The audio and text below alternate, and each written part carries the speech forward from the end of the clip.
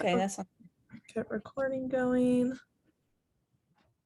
And then, all right, while you guys are getting it set up, thank you everyone joining the Zoom tonight. Wish we could be in person, but makes things a little easier for giving an art presentation as well as being extra safe right now. Couple quick announcements I wanted to give. First of all, you've probably seen all the messages about the woodlot competition. Anyone who wants to jump in on that is the eBird hotspot for the Mirror Lake and Browning Amphitheater, I think is the name, but it's been a lot of fun competing with that. So anyone in the club's welcome to join in on that.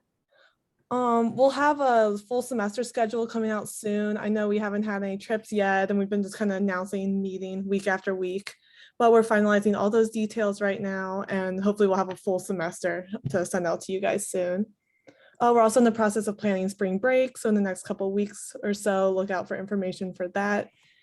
And then at the end of the meeting tonight, if you guys want to send me any of the drawings or work on your iPad or on paper or anything that you do when we post about the meeting, we always love to see everyone's work and it's fun. So if you guys want to send anything, go ahead and send in the group me when we're done. But not many announcements going on right now. Our next meeting will be as usual 2 weeks from today. But yeah, I'll go ahead and give it over to Brennan and Anna whenever they're ready.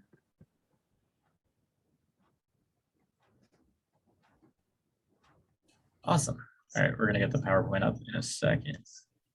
Heck yeah, I finally figured it out. Yay.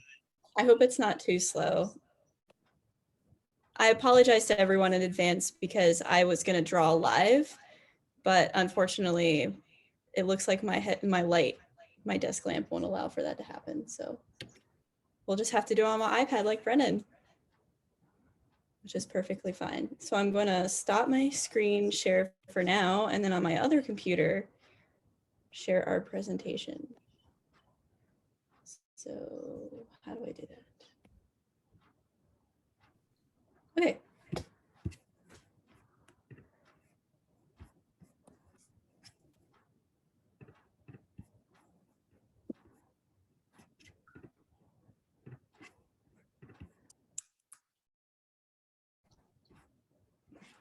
All righty.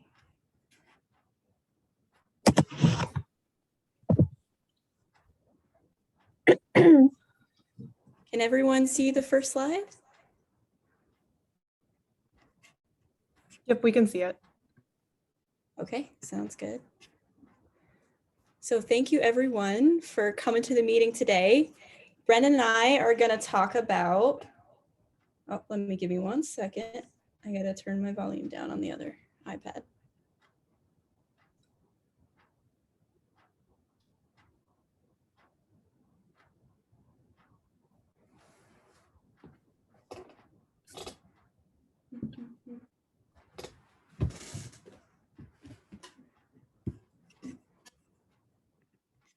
Oops.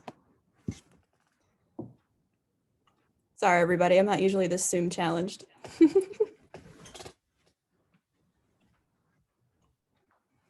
My iPad just refuses to cooperate today. Well, welcome everybody to Bird Art for the evening. Let's see, leave meeting. Okay, finally figured it out.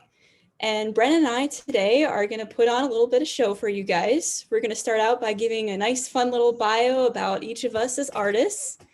Then we're going to go on, show you some of our portfolios.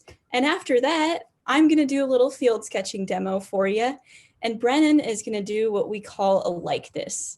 So those are just a few of the things you can look forward to hear about during our meeting. And if you got a pen, an iPad, piece of paper, that's all you need, just a couple of those things just to get started drawing. So really excited to share our presentation with you this evening. So starting out, Brennan and I are just gonna do a little general introducing of ourselves. So first of all, for those of you that don't know, my name is Anna Rose, and I've been doodling birds since I was a tiny kid, cats too, as well. Typically, I would consider myself a traditional artist, so I do everything from acrylic to colored pencil to graphite, anything I can put my hands on that fits in my hands, I'm done it. Finger paint, all of that. Brennan's really been helping me get into digital too, which is really fun. And also on top of that, I am a plein air artist. Plein air means in French, or translated to paint outdoors. And this is something I picked up as a scholarship student a few years ago through the Susan K. Black Foundation.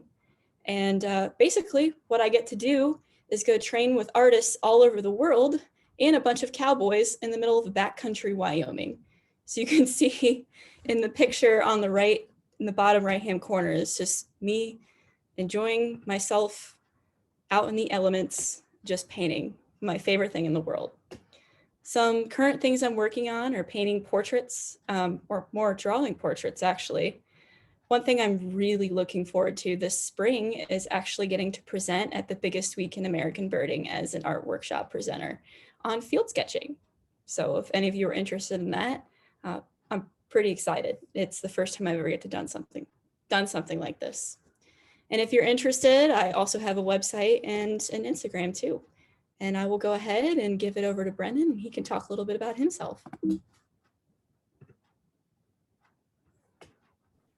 Hi, everyone. For those of you who may not know me, I'm Brennan. So I've been working semi-professionally as a scientific illustrator for around 3 years now. So I specialize in something called paleoart, which is basically if a new extinct species is published, I'll do the cover illustration. So for that, I mostly work digital, but when I am working traditionally, my favorite medium is gouache. If you want to follow some of my art, you can follow me at any of those social media sites. And honestly, you can just Google my name. I don't think anyone else has that. So yeah, that'll be it. And I think next is, yeah, so portfolio, we can go through this. Quickly, these are some specifically bird pieces I've done recently. That's an indigo bunting in a dogwood tree. And on the right is a prothonotary warbler that hangs out at Mickey every year, eating out of a spider web. And then next is an example of some of the paleo art, so some of the stuff I do professionally. Yeah, so those are some dinosaurs, birds, something in between in their environments. So on to you, Anna. And just before we talk a little bit more about field sketching, I'll tell you about a few of my pieces too.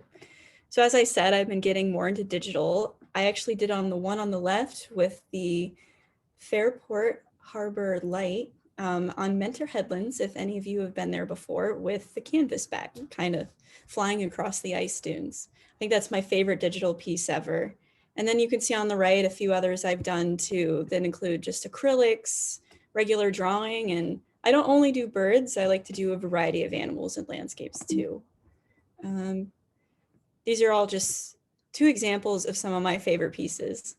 Those of you that went to Cape May this fall will recognize the piece on the right of the great egret flying, I think it was, is it Seney National Wildlife Area?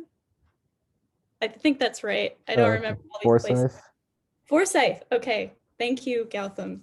And you can see Atlantic City in the background,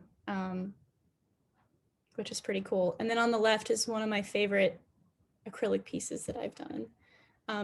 I am also a field sketcher too. A lot of my pieces are done from photos, so they're not technically true field sketching. And some of them are done from life as well. So you can see a few of my summer adventures summarized in some of my field sketches. So that was my portfolio. And next, turning over a new leaf, or should I say a new stone, we're going to talk a little bit about field marks. So what is field sketching? Field sketching is the use of any materials. So whether it's your iPad, a piece of paper, for all I know, a big leaf if you're really desperate, and it's seeing an animal in the field and just marking down something, whether that's words, shapes, or lines, just enough information for you to go back later in your field guide or any notes you have and figure out what you saw and learn about what you saw. And that might not just only be the species too, but maybe a specific behavior you saw as well. So one of our favorites, Brennan and I's favorites, are the American Birding Association's kind of sparrows. They've got the round circle there, and then you've got some of the special marks on the bird's face, like the eye line, the supercilium, and the crown, and the color of the beak. Just those couple of things, you'd be surprised just how quickly you can narrow down what species you're looking at. And you can see as you go to the right, it gets more complicated depending on what species you're looking at. So it's just another example if you were to pair the picture of the real bird with that of the little sketch you do.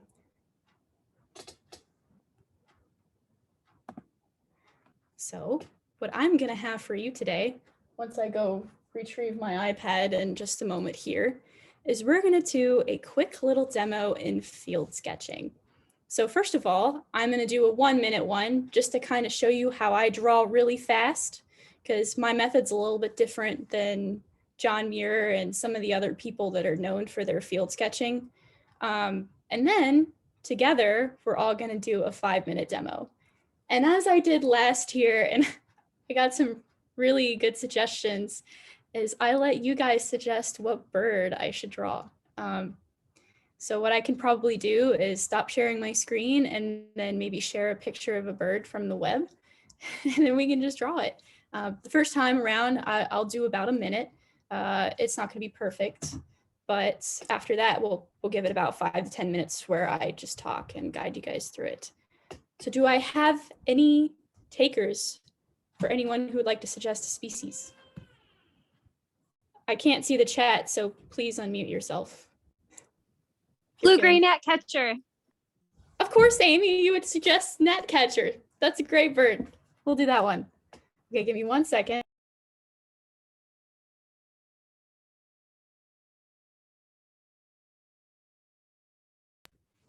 So I will stop our little screen share here, and I will share on my iPad.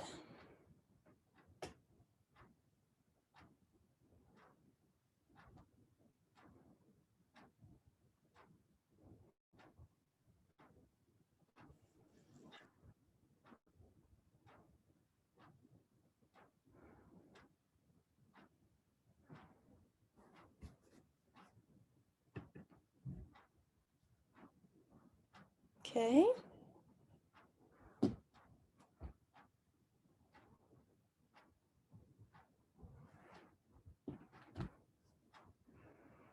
All righty.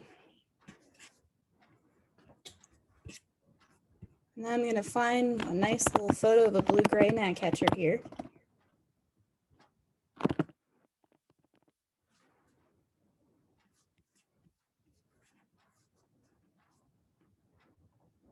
I'm actually gonna stop my share real quick.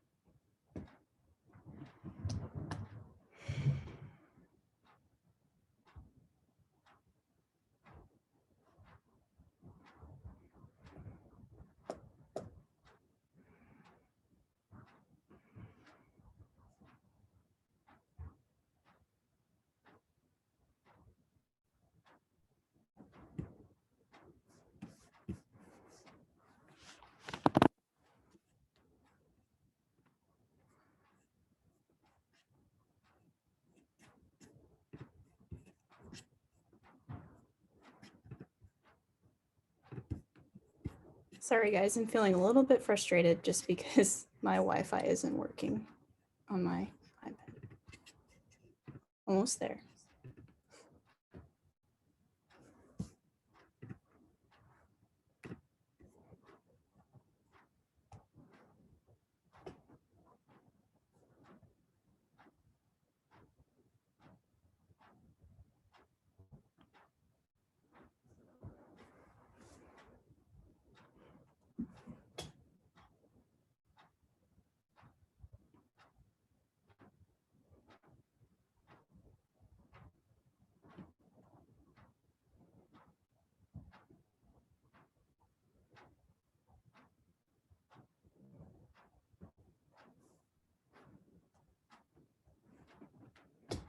All right, so we've got a really cute photo of a gnatcatcher here. And he's very sassy, as I'm sure you would appreciate, Amy. Can everyone hear me okay? Yep, we can. Thank you. So, when you're field sketching a bird, the first thing you want to look at is the bird's face. Usually the most information you can get from a bird, with the exception of the tail at times, is just that very first look or even personality or even glare of a bird. So what I will start with here, let's see what color I got. I'm just going to change this to black real quick. And I'm actually going to leave the audio on this Zoom.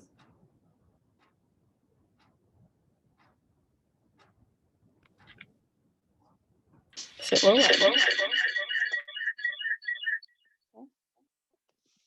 all right, hope you guys can hear me a little bit better. Or not.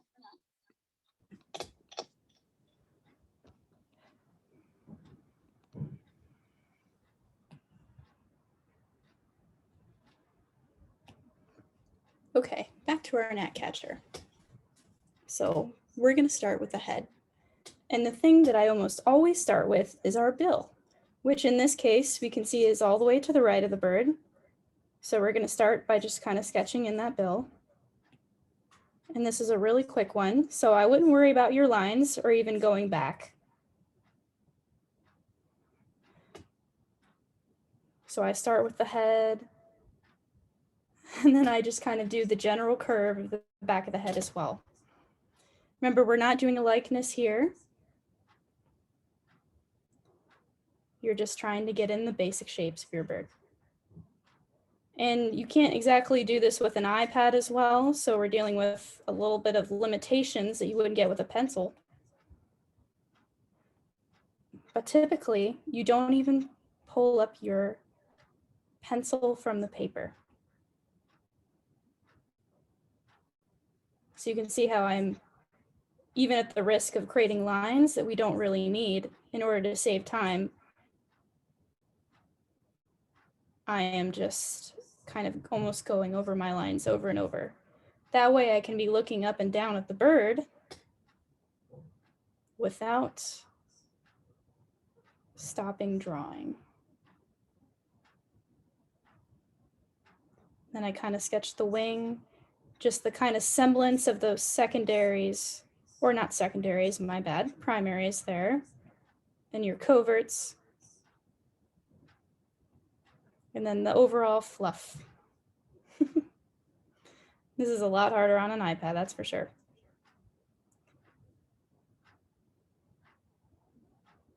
And remember, field sketching, as you saw on the slide, is not necessarily supposed to be beautiful, but it's supposed to be useful, primarily. So that's just like a little bit of example of how you would do a field sketch. Let's say your bird flew off. It's not perfect, but you got information there. We know that we have a dark eye line there. We know we have perhaps an eye line of some sorts here. White, if we wrote that down, white. And then we also have a pointy beak. And we've got the long tail. And if we were real smart, we would make sure that we would know that this area here was white and then this area here was black. So that's just a really quick example of how you would do a field sketch.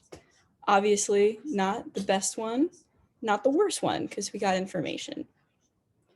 So now what I'll do real quick, if we want to suggest one other bird species, I'll do one where I just walk you guys through it one more time, and then I'll let Brennan do his likeness. Do I have another species? How do you feel about a black-legged kittiwake, Anna?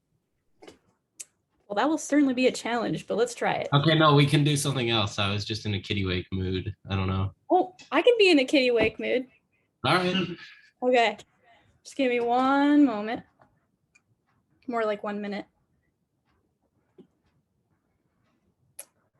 I apologize. Technology is beating me up today.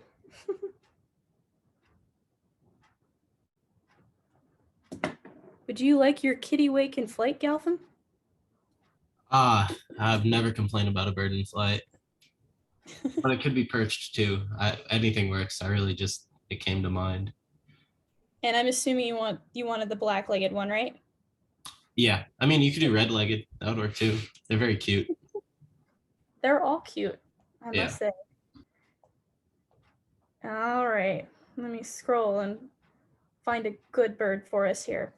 Now, one thing that's important about noting birds in flight in particular, we're not going to get 5 minutes to work on a bird in flight. So maybe all you'll get from that kittiwake is that M.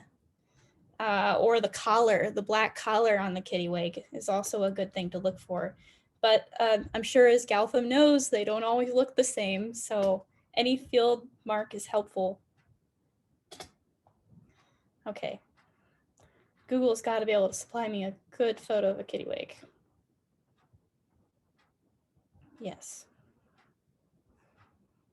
Okay. Can make myself a new screen here and we'll add our kittiwake photo.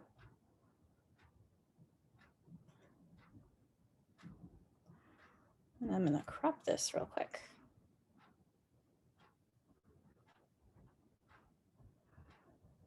All righty.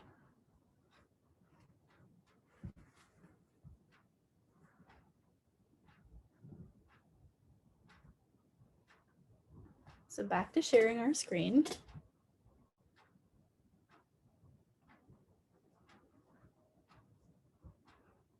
So we've got a nice picture of a kittiwake in flight here.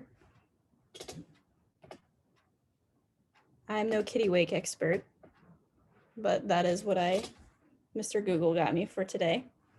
So the first thing we notice about this bird, as I already said, is that M. And actually something that really sticks out to me about this bird is that kind of plain, almost background like gray that forms kind of an upside down triangle on its back. And then we can also see just how much the kind of white of that tail there contrasts the rest of the bird too.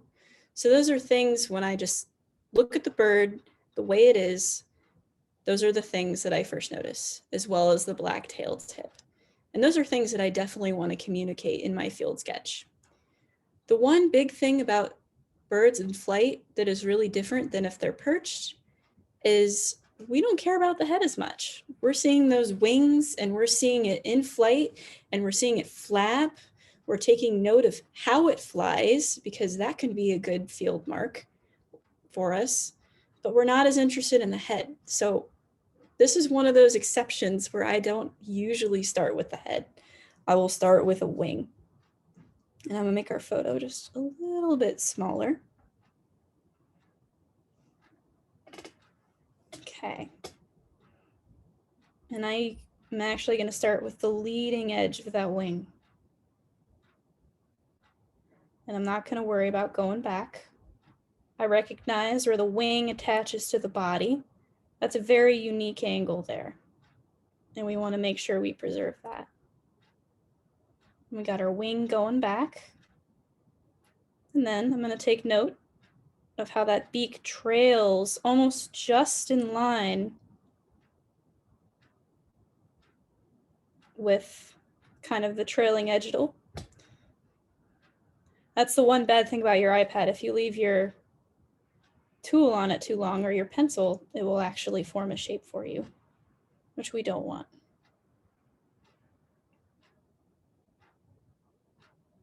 And I'm going to take note of that kittiwake collar there. And then I'm just going to kind of pull up into the swing. I'm going to cheat a little bit and actually make him a tiny bit smaller, which is one nice thing you can do with an iPad. And then we're kind of making the trailing edge of the other side of that wing. Now I already realized that I didn't make my wings proportional here, but we're not going to worry about it because we're just recording information. Now I'm kind of getting in the black M there, and I'm going to kind of skip to the other side. I note that that black doesn't just extend to the tip but kind of farther back into those primaries too. At least in this direction, if you can see that. I need to relearn some of my field marks to remember all the terminology. And then I've noticed I've got that black tail tip too, which is important. Often in field sketching, you don't actually want to do any shading, but if you don't have any other tools with you, it can be a good way to communicate contrast. So I've got our kittiwake eye. He's far away and our picture is small, so we can't get a ton of information, but we can get the general placement. And he's also got kind of another black line closer to where his ear is.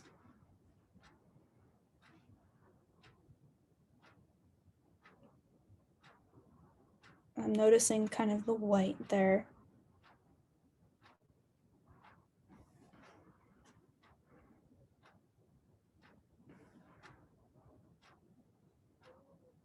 I've got the edge of another feather tract there. And this area is much lighter too. If I was using a real pencil, I would be able to go and easily shade these areas here. Instead of, I can change my occupancy or opacity, sorry, if I want to do that on my iPad. And I can just kind of come back through and make a few notes on this bird. Noticing kind of the lightness there. Then I can also kind of do the opposite thing and make my pencil marks. In this case on the iPad, you do it manually, but otherwise you can press harder and make more sweeping strokes.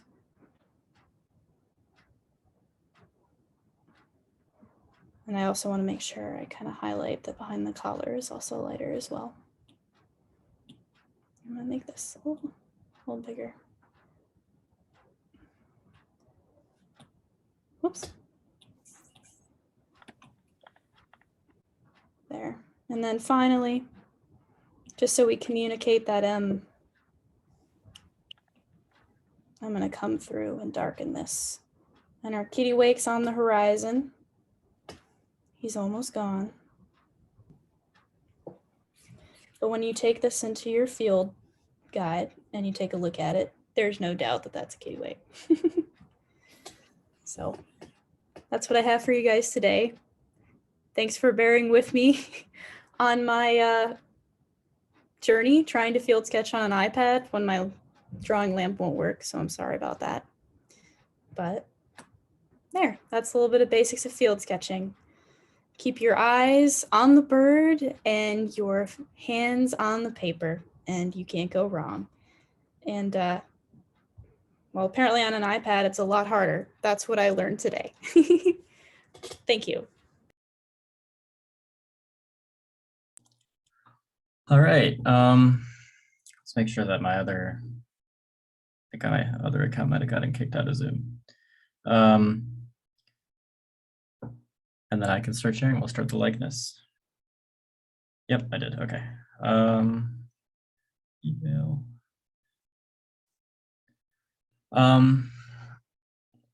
All right, while I'm doing that, so while field sketching is more of a practical tool for art, in order to get a better idea of how birds look with art, I know that there's quite a few artists. Let's make sure that that was close. Okay. And Cassidy, if you could give my iPad permission to share again, that'd be great.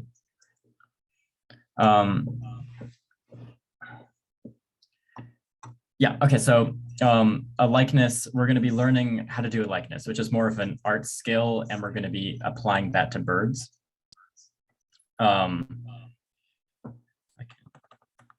Okay.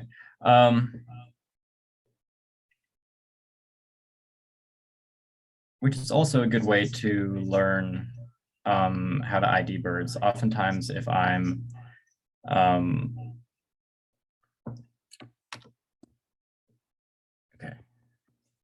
You good? Trying to learn a bird. Sorry, I'm trying to multitask here. All right, sweet. I'll go and draw it. So here's a gnatcatcher I did quickly on the topic with Anna. And so one note I'll make is that for those of you guys who are following along with me digitally, you'll be fine. You can just follow along step by step. But I'll be using a technique here that is a traditional technique, but it's going to require you to draw very lightly. And so when you're doing the initial sketch, and so basically this is the initial sketch that I'm going to be doing like this to set up the proportions. Make sure that when you're drawing with your pencil, it's barely visible. Are you guys getting an echo from me? Tiny bit. Yeah, just a Not too little bit. Okay. Okay, I could probably fix that, but it's not too bad, right? For you guys, are you guys okay with that? Yeah, it's totally fine. Sweet. All right. Yeah. Okay. So we're gonna draw really lightly with this sort of sketch, which is you're getting your proportions down, and then we're gonna go on top of it to get the details. So yeah, just make sure you do that. So before we get started, do you guys want to choose out a bird that you want to draw, or I could choose for you if nobody makes a suggestion as well.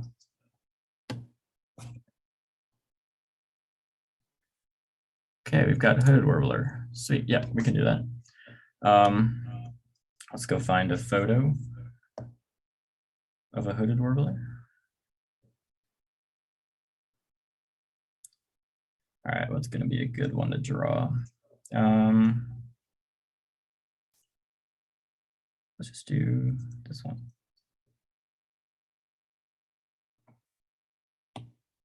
All right.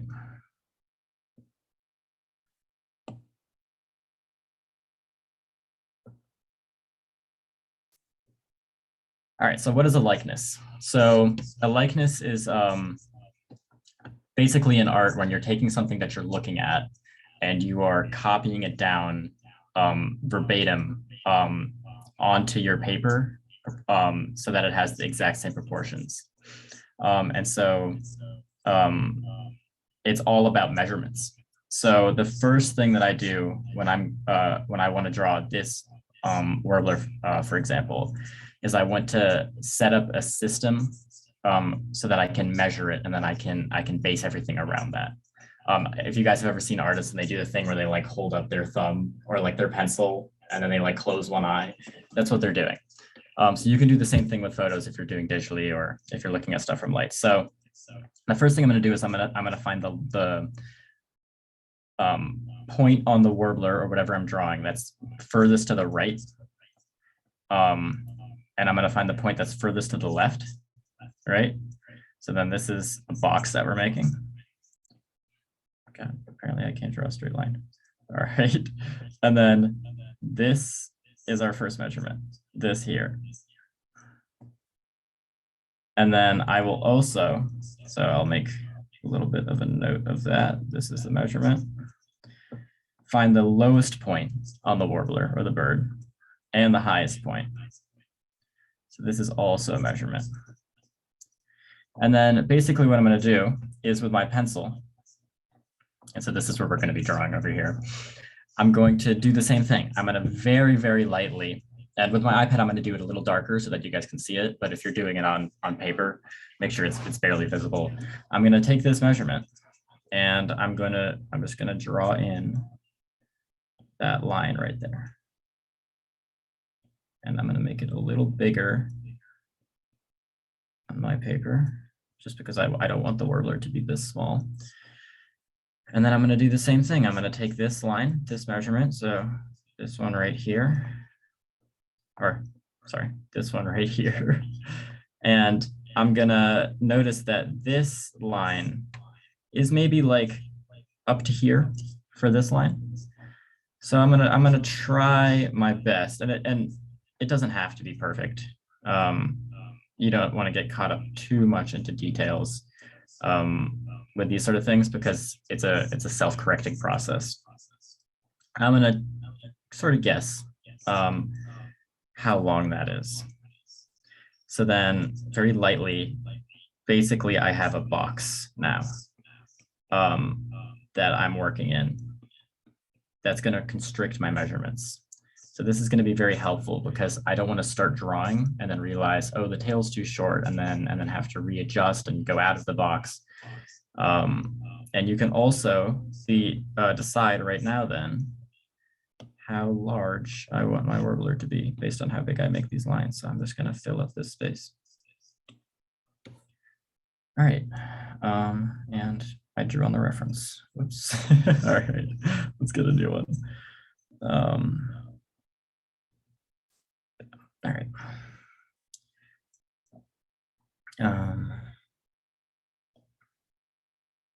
Okay, I'm gonna have to erase this.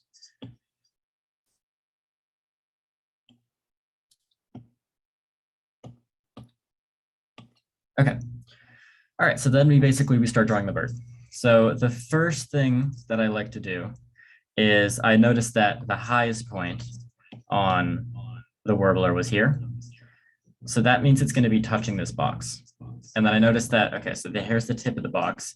All right, well, that means that this highest point is going to be like, I don't know, this distance away. So I'm going to be like, okay, well, this highest point is probably going to be like, I don't know, around here. So that's a good place to start drawing my basic shapes. So now we're going to break this warbler into basic shapes that we're going to refine further. So again, we're still drawing really lightly at this phase. I'm going to just lightly block in. So maybe a little too big. I'm just going to lightly block in a head, which is just a circle for now. And then, okay, the bird is sort of sitting at an angle, I don't know, maybe like 45 degrees this way.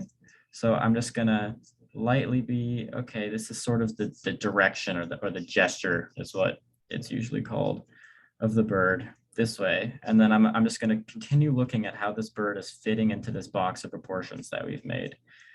I'm going to be, okay, the body, I don't know, is kind of around here. It's around how big it is.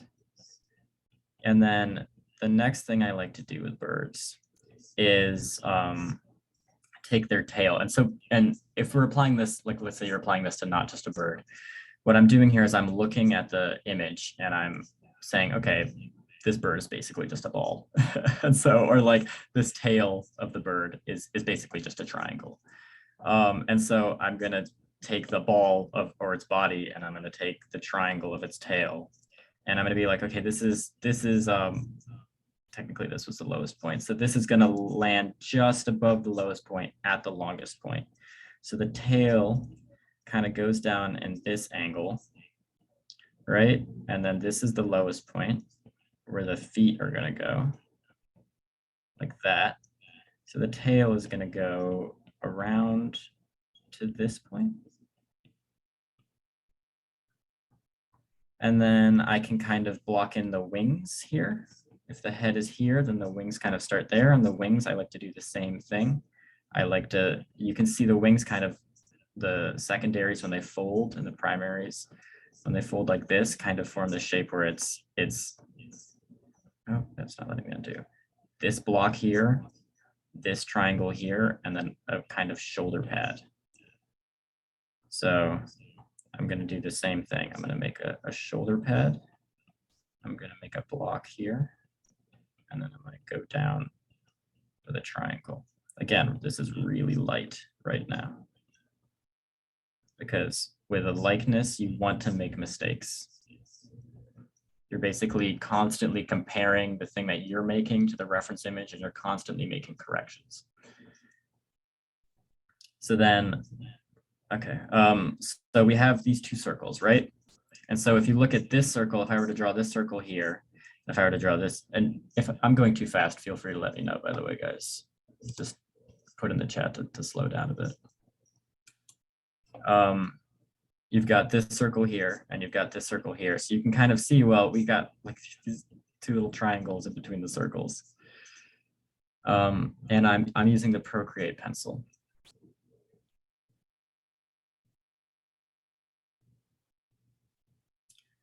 So I'm gonna do the same thing here. I'm just gonna walk in. Okay, here's a little triangle. And then from the triangle, okay, the chest kind of goes down like this.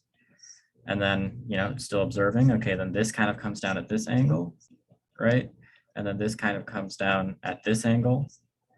And then we run into the foot. We'll do that later. Birds' feet, skeletal, they kind of come up here, and then they go back down. And then this is the part that you're seeing right there, which is good to keep in mind when you're doing this. But for now, and then the kind of undertail coverts are a bit hidden by the wing here.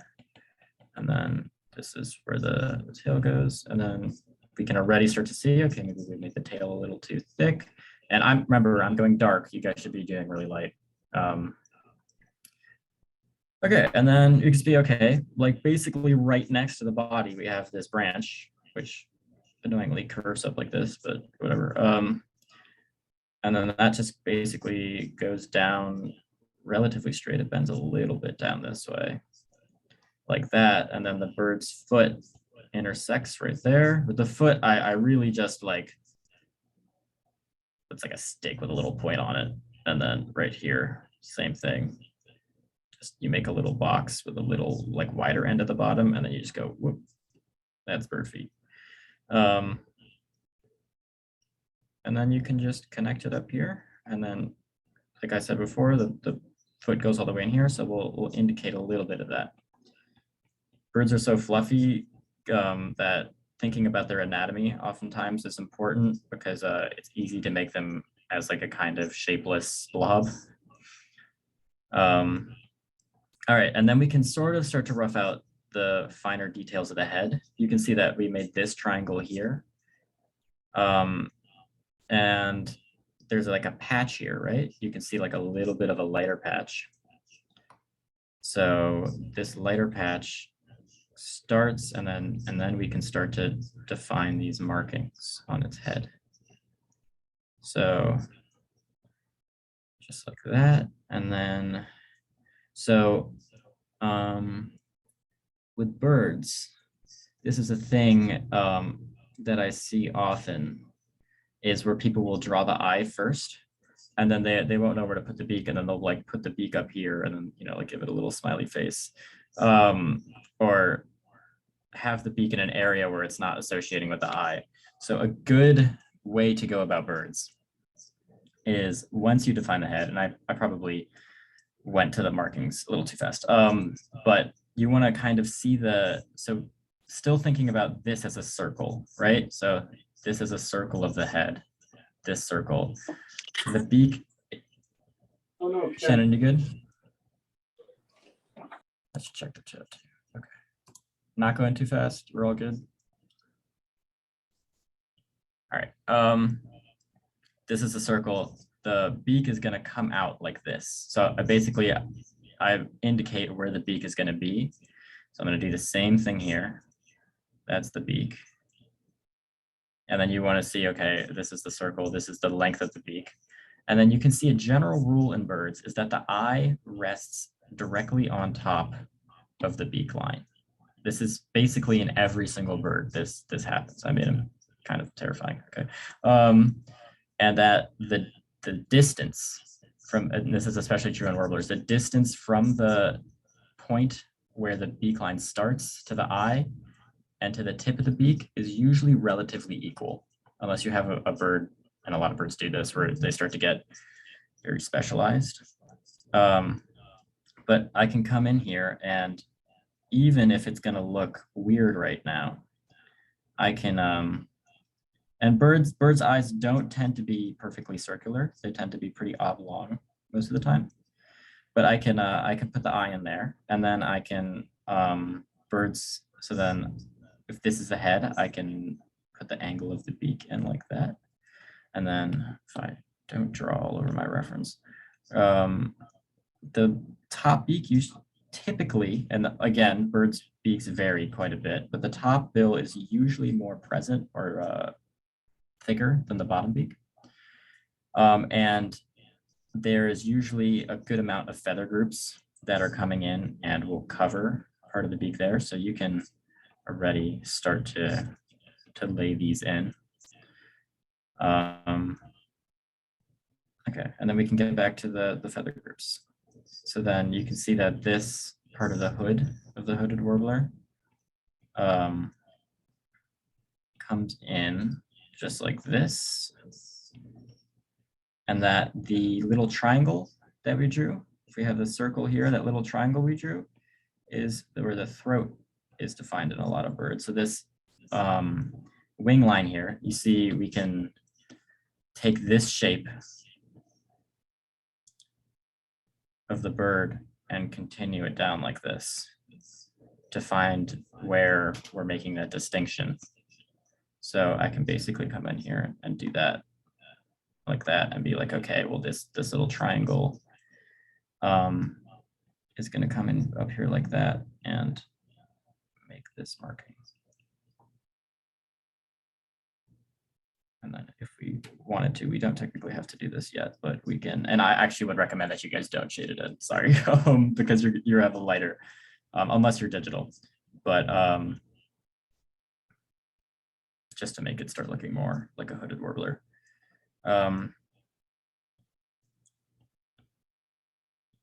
You can have that. So then this, which hopefully, and I know it's really hard, I struggle with it all the time. Hopefully up until this point, you guys have made this relatively light.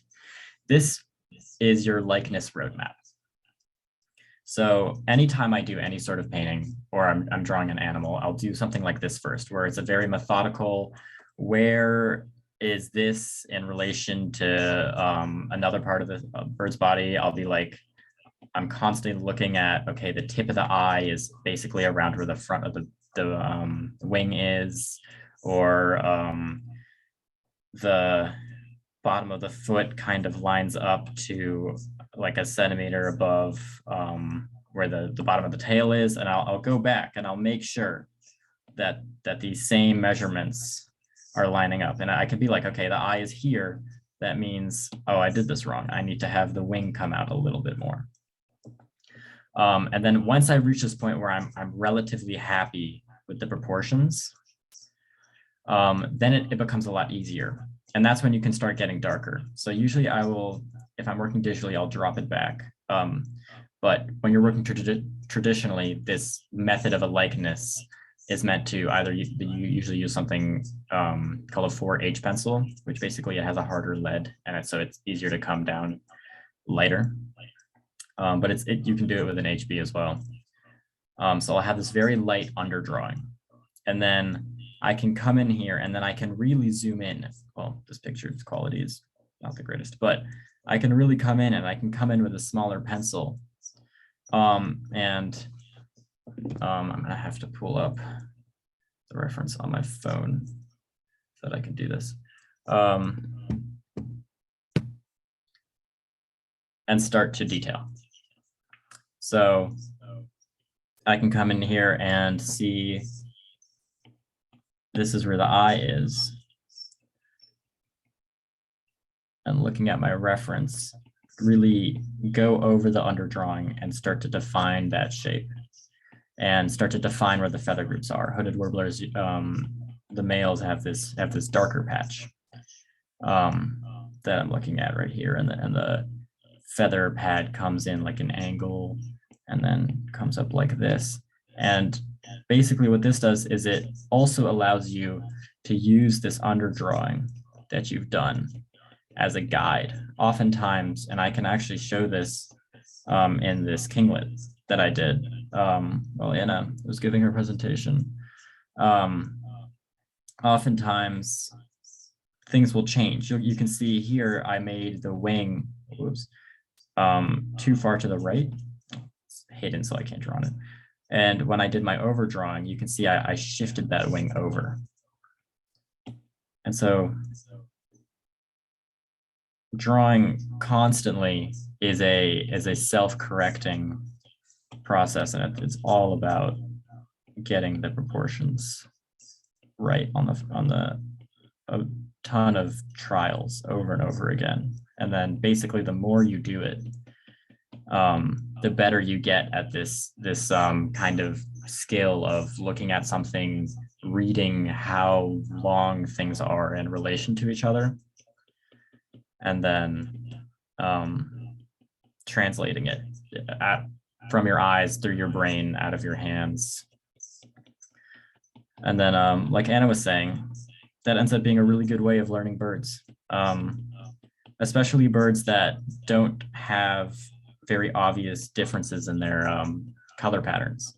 Because if you spend so much time analyzing, let's say this hooded warbler, exactly like what is the distance between its eye and its wing, you start to notice, if you compare it to, let's say, a prothonotary warbler, you'll start to notice to be like, oh, hey, the prothonotary warbler has a larger beak. Or a common yellowthroat has a smaller distance between the tip of the tail to the tip of the beak, because they tend to sit a little more compact. So doing art is also a really, really good way to become a better bird watcher. So yeah, and then the rest of doing a likeness is, I mean, this is the fun part, to be honest, but it's also most of the work has been done. So if you guys want to continue detailing, we can do that too. We could practice more likenesses, but it looks like it's nearing to be around 7, so we can also wrap it up here. It's up to you guys.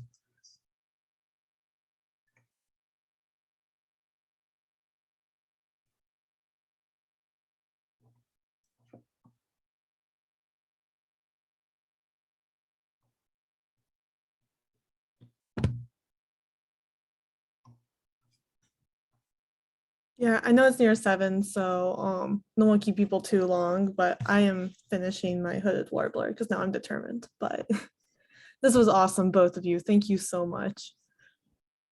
Anytime. If anyone has any questions for them about anything.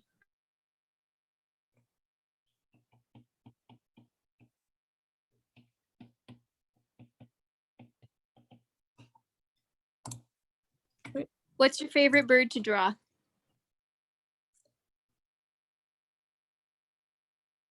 I can go first. I really enjoy raptors.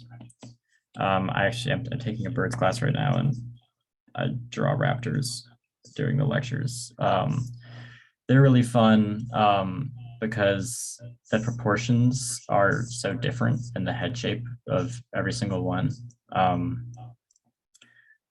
So that is a little something different usually, and they look cool.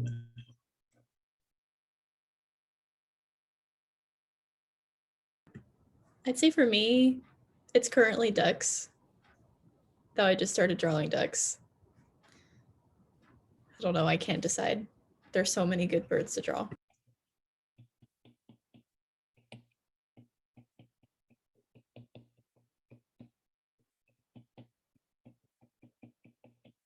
Okay, so yeah, if anyone needs to leave, that's totally fine. But I was gonna stick around and just finish this up. If people want to stick around, then if they're working, keep doing it and show it when they're done if they want. But yeah, thank you everyone who came out tonight. Thanks, everyone. And stop the recording. Thanks so much, guys. That was great.